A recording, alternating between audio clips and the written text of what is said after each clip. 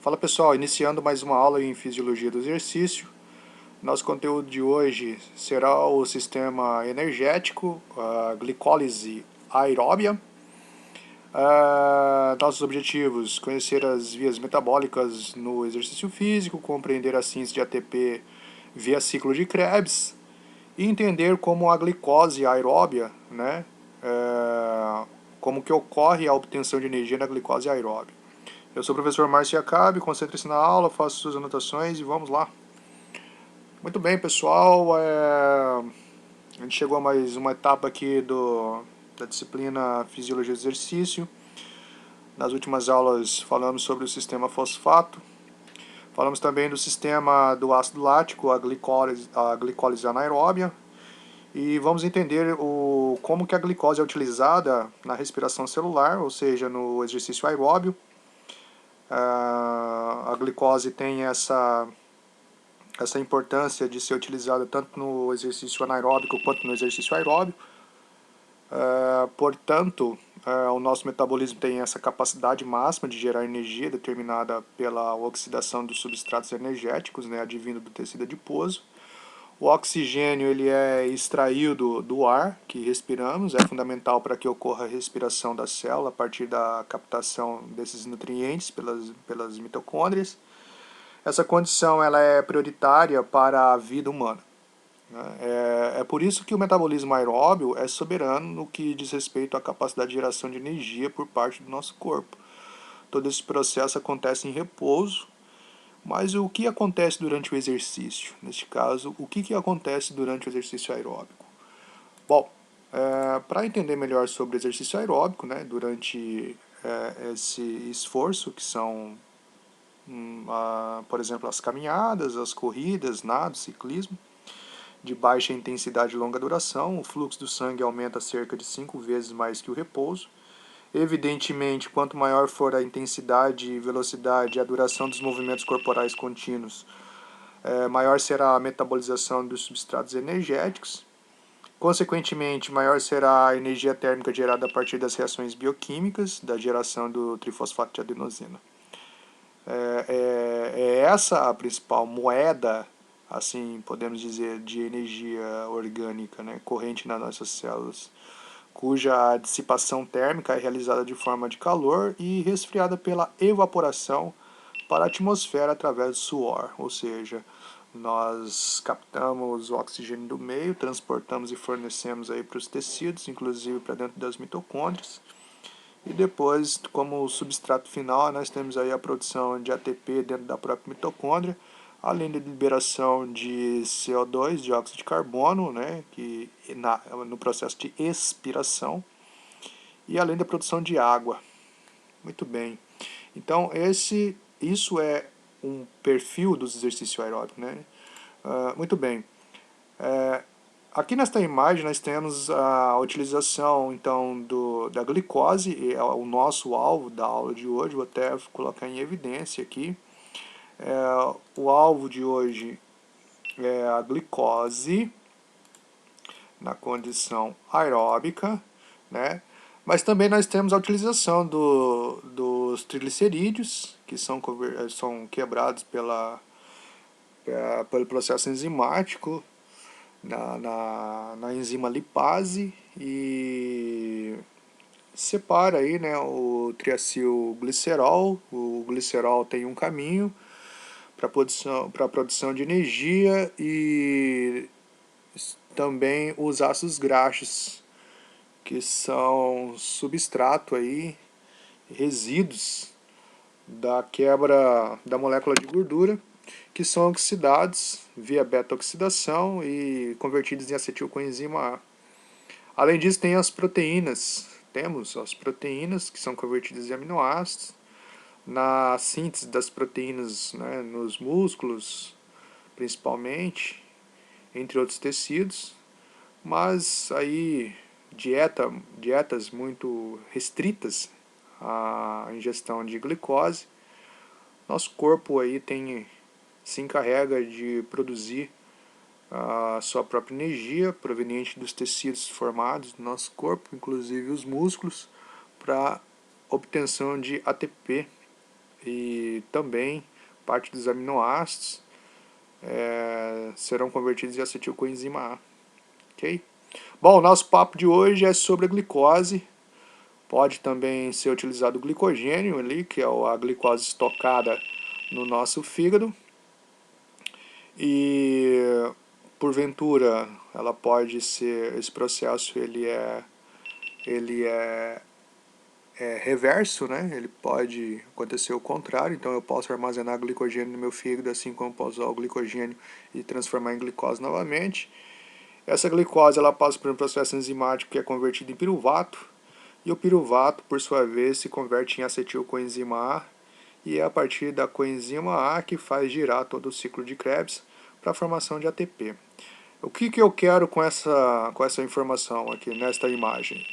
Eu quero que vocês observem que boa parte dos nutrientes aqui, dos substratos energéticos, para a formação de ATP dentro da respiração celular, ou seja, dentro da mitocôndria, elas precisam ser convertidas em acetilcoenzima A.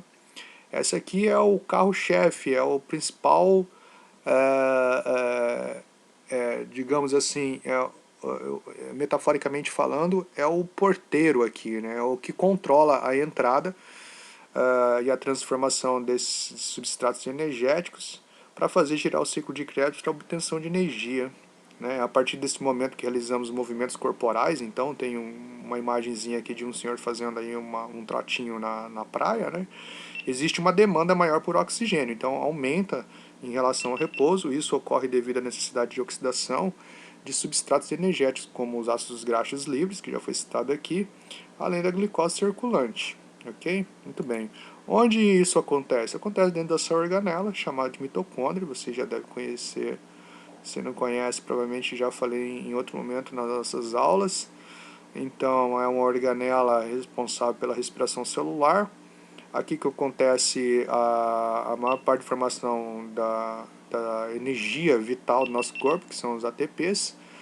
Né? O que mais? Digamos, podemos considerar que as mitocôndrias elas são as usinas de energia do nosso corpo. Então a mitocôndria é considerada a usina, porque ela fabrica ali, ela produz energia aqui dentro, ok?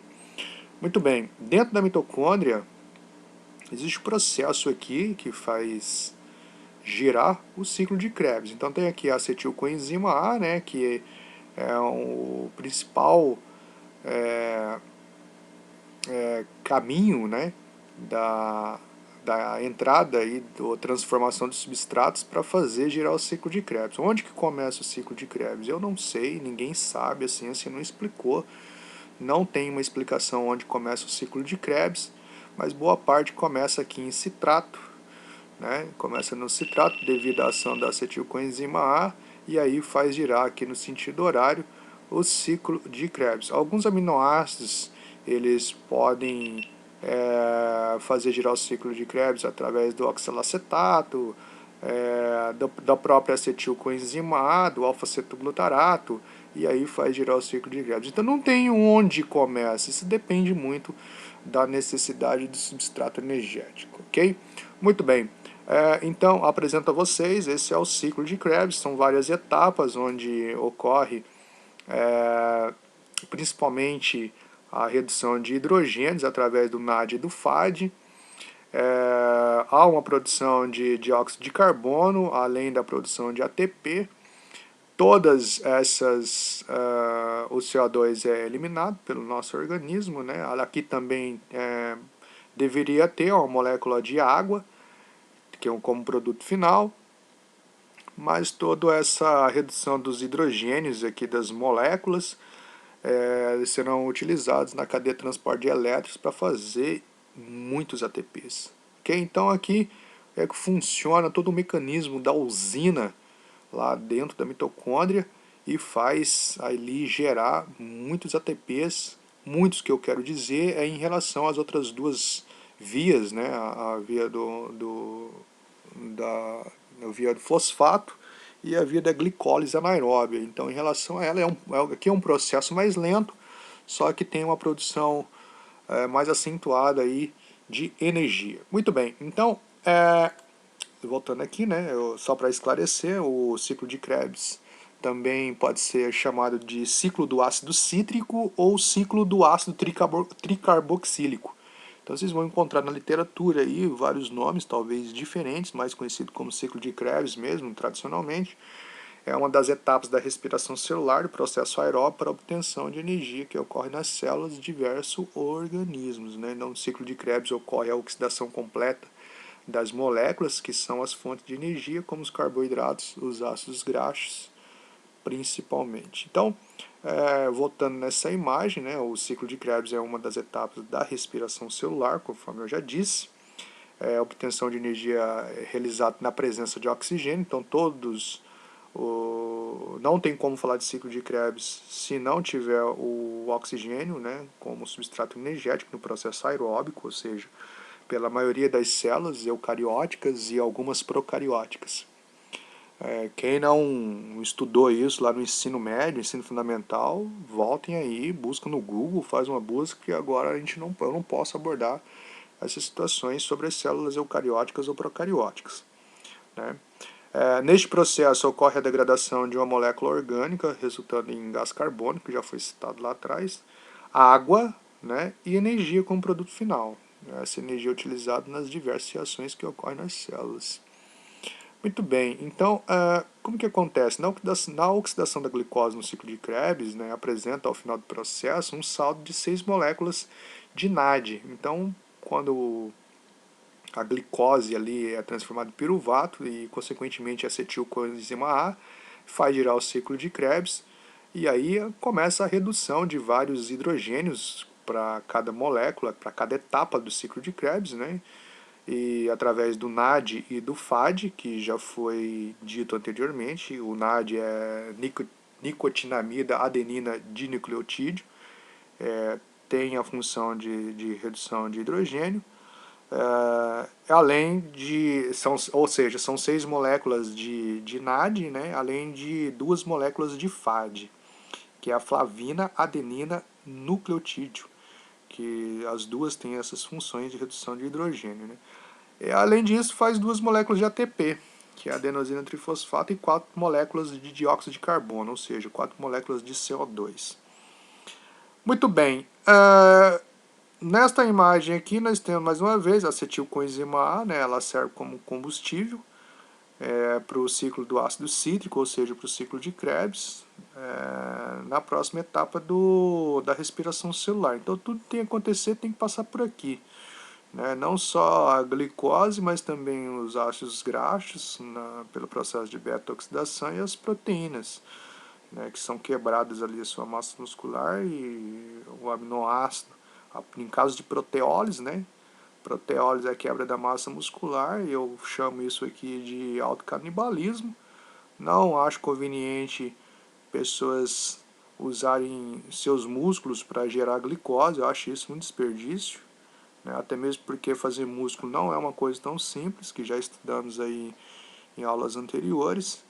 E fazer dos seus músculos virar glicose, inclusive no processo de envelhecimento que ocorre aí nas pessoas, né?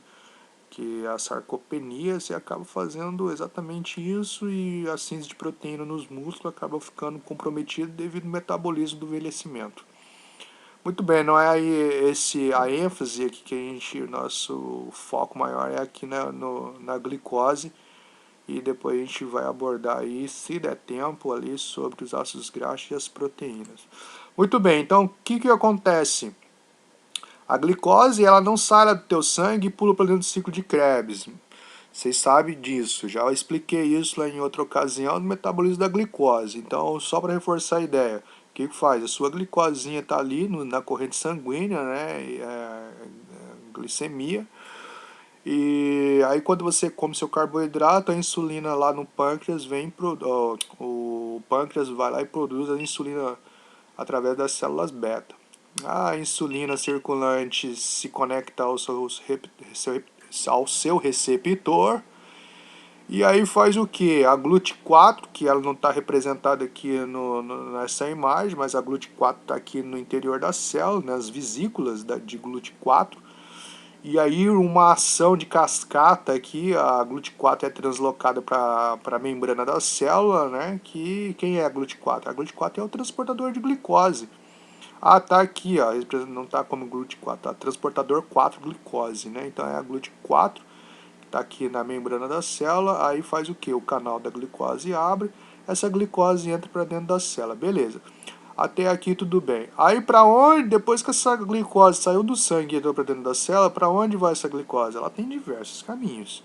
Ela pode ser armazenada no fígado como glicogênio, também nos músculos, pode ser convertida em piruvato e, consequentemente, acetilcoenzima A e usado para geração de ATP no ciclo de Krebs, que é o que deveria acontecer com a maioria das pessoas em atividade física, exercício físico. E o excesso de glicose aqui pode ser convertido em ácidos gordos, né, que são os ácidos graxos ou tecido adiposo, os adipócitos, formação de adipócitos, e você acaba engordando. Então, excesso de glicose também vira gordura, também são estocados ou é utilizado como fonte de energia e gasto no exercício físico. Muito bem, para a glicose ser convertida em piruvato, que é o primeiro caminho quando ela é utilizada para ser utilizada no ciclo de Krebs, antes de ser convertido em acetilcoenzima A, ela passa por aproximadamente 11 reações químicas. Então a glicose vai passando por todas as reações químicas, a gente não tem a necessidade de aprender isso, né? Mas quem tiver curiosidade, está aqui nesta imagem todas as etapas da formação de glicose em piruvato. Porque se não converter a glicose, ela não vai cair lá no ciclo de Krebs direto, vai entrar glicose dentro do ciclo de Krebs. Não, a glicose precisa ser fosforilada, aí ela passa a ser convertida em piruvato, né, várias reações químicas, várias reações enzimáticas, e aí ela, glicose vira piruvato. Né? Era legal se a gente o nosso corpo fosse um pouco mais eficiente, né? É que a gente tem essa mania de que as coisas acontecem de forma fácil, né? Então a glicose fosse convertida em piruvato num estalar de dedos, mas não é. Ela passa por todo esse processo aqui e aí se transforma em piruvato. E aí o que acontece com o piruvato? Que está aqui nessa imagem, o piruvato e como que ele vai ser convertido em acetilcoenzima A. Muito bem, então a transformação do piruvato em acetilcoenzima A, conforme mostra aqui na imagem, não faz parte do ciclo de Krebs ainda. Repare que na transformação do piruvato em acetilcoenzima A é liberada uma molécula de CO2 que está aqui, ó. Aonde está o CO2? Esse CO2, CO2. São duas moléculas de oxigênio e uma de carbono. É o que? Dióxido de carbono. Para onde vai esse dióxido de carbono? Ele é expirado no processo de respiração. Então a gente exala, a gente libera esse CO2 para o meio ambiente. Esse famoso gás carbônico liberado como resíduo na respiração, né? É o famoso gás carbônico. O processo que está ocorrendo, que é a saída do gás carbônico, é chamado de descarboxilação oxidativa. Então, na molécula de piruvato, eu vou descarboxilar essa molécula.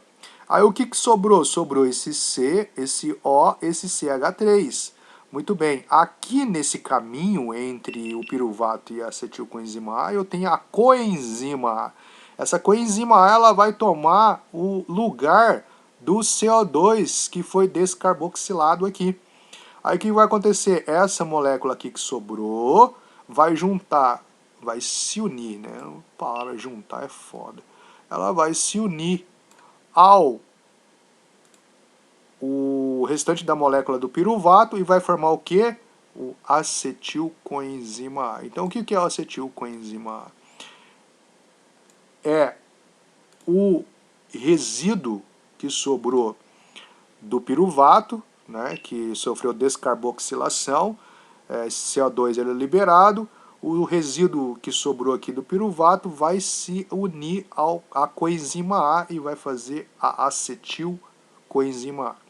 Então, muito bem, para ser um pouco mais técnico nessa reação que libera energia, que tornará possível a entrada da coenzima A, né, também produz o NADH, e a partir de compostos intermediários que oferecem os elétrons. Né? Esta reação é mediada pelo complexo enzimático chamado de piruvato desidrogenase.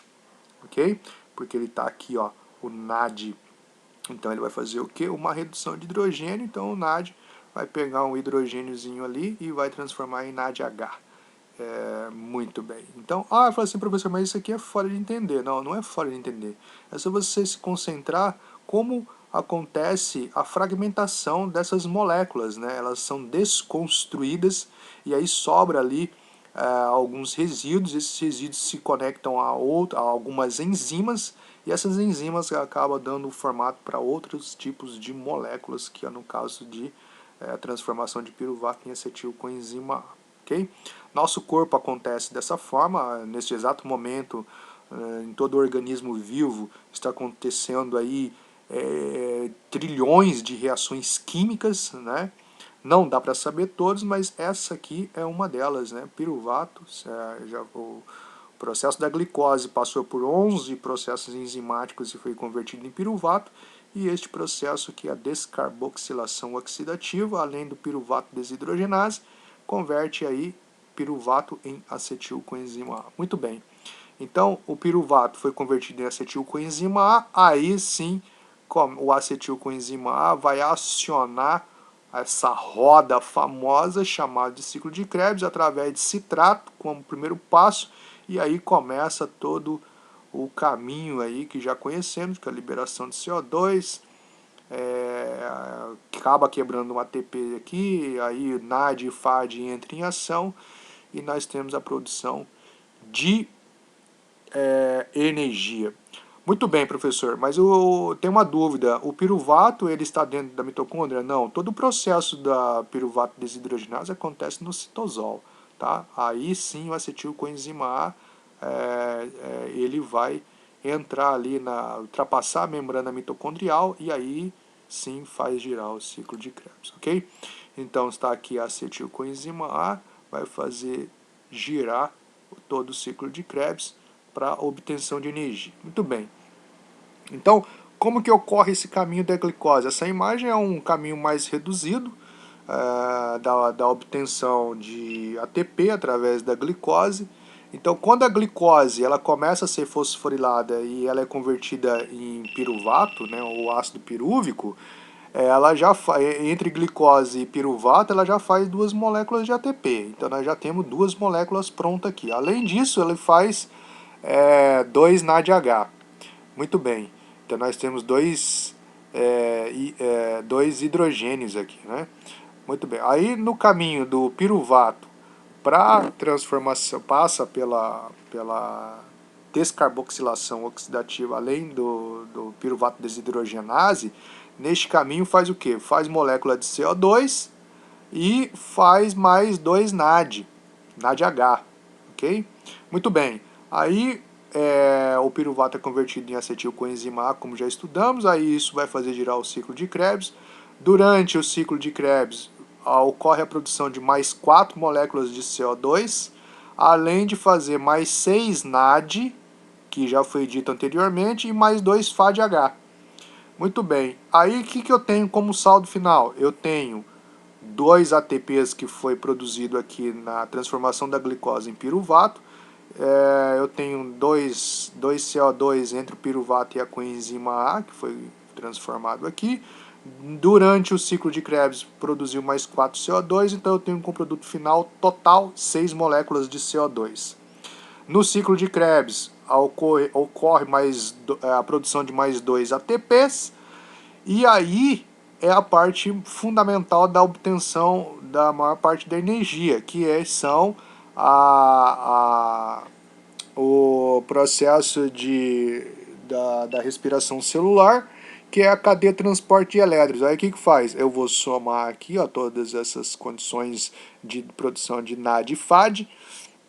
Aí no saldo final eu tenho 10 NAD mais 2 FADH.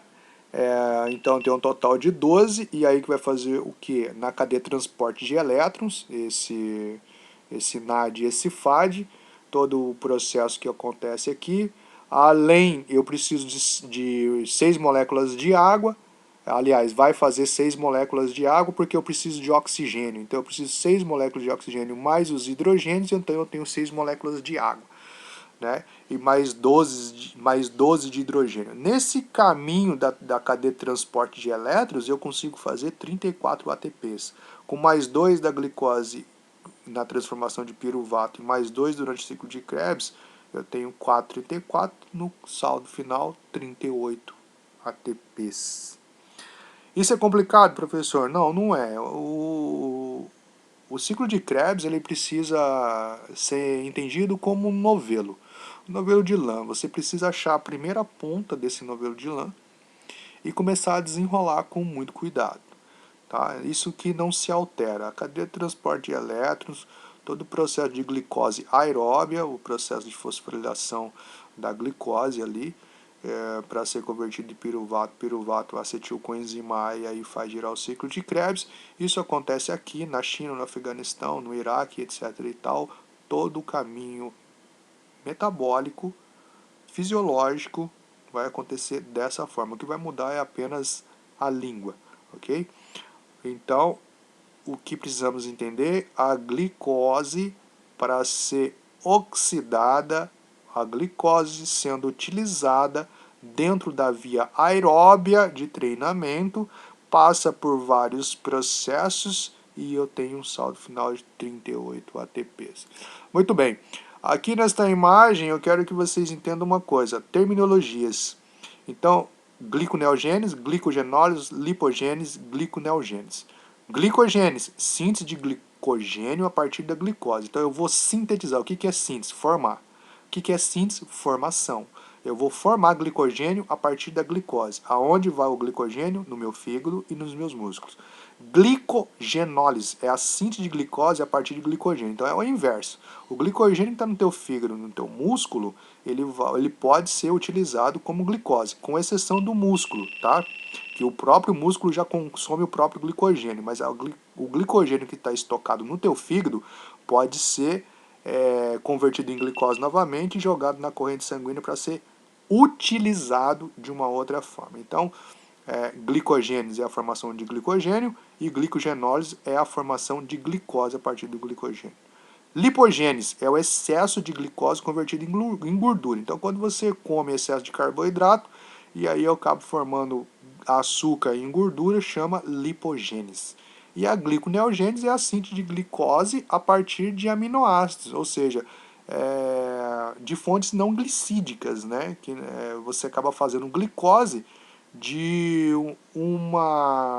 um tecido que não é glicose, não foi proveniente da glicose. Então, os aminoácidos, você faz músculo. Quando você faz músculo, está lá o seu tecido muscular, mas você, por algum motivo, principalmente na restrição calórica ou jejuns prolongados ou dietas restritivas em carboidrato, o teu corpo precisa dessa energia o tempo todo. Inclusive, seu sistema nervoso central precisa de carboidrato, precisa de 30% do que você come na dieta regular, né, da necessidade diária de glicose, 30% é oxidado no seu sistema nervoso central. E aí, se você não tem, você está restringindo a ingestão de carboidrato, o que acontece? O teu corpo vai lá e quebra teus músculos e transforma os aminoácidos em quê? Em glicose. Tá? Mais uma vez, eu chamo isso de autocanibalismo. Não pode esquecer isso daqui: glicogênese, glicogenólise, lipogênese e gliconeogênese. Muito bem, então, falando em transformação, aqui tem um quadro bastante simplificado, que é o que? Nós temos os nutrientes, carboidrato, gordura e proteína, nós temos aqui o que pode ser transformado. Carboidrato pode ser transformado em glicose, bom, carboidrato já é glicose, né? Pode ser transformado em aminoácidos, sim, né, com acréscimo de nitrogênio, que produz os aminoácidos não essenciais. Pode ser transformado em gordura também. Então o carboidrato acaba sendo transformado na maioria dos outros substratos, aí, das outras fontes de energia. Né? Gordura pode ser transformada em glicose, os ácidos graxos não, apenas a porção do glicerol. Então quando quebra ali a molécula de gordura, o glicerol vai para um lado, os ácidos graxos vai para outro, o glicerol pode ser transformado então em açúcar. A gordura pode ser transformada em aminoácido? Infelizmente não. Quem dera se a nossa gordura corporal pudesse ser convertida em músculos. A gente combateria aí a obesidade do planeta. E as gorduras são gorduras mesmo. Proteínas pode ser transformada em glicose? Apenas os aminoácidos glicogênicos. Nós temos duas cadeias de dois tipos de aminoácidos, são os glicogênicos e os cetogênicos. Os aminoácidos glicogênicos podem ser convertidos em glicose, ok? E os cetogênicos em corpos cetônicos, em amônia, ureia, etc.